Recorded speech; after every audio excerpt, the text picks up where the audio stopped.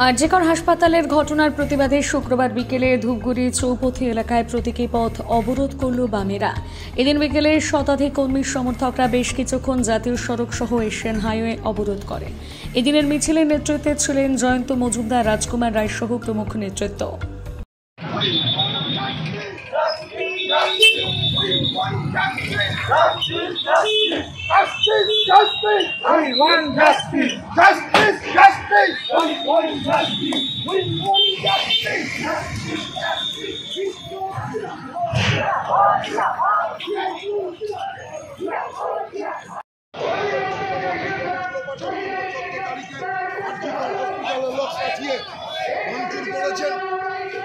এবং একের পর এক উনি যেভাবে অনেক আজে বাজে কথা বলছেন, অধ্যক্ষকে উনি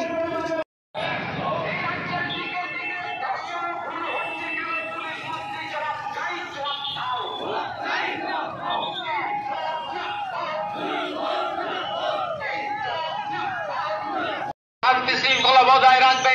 আজকে আমরা শখ করে রাস্তায় আসিনি, আমরা বাধ্য হয়ে এসেছি।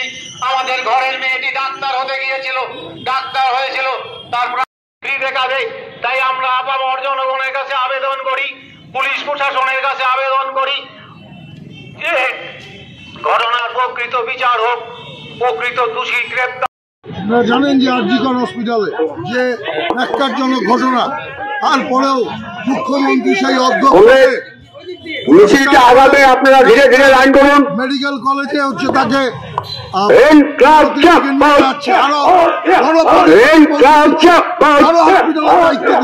আরজিকরে খুন ধর্ষণের প্রতিবাদে লড়াই চলছেই চলবে।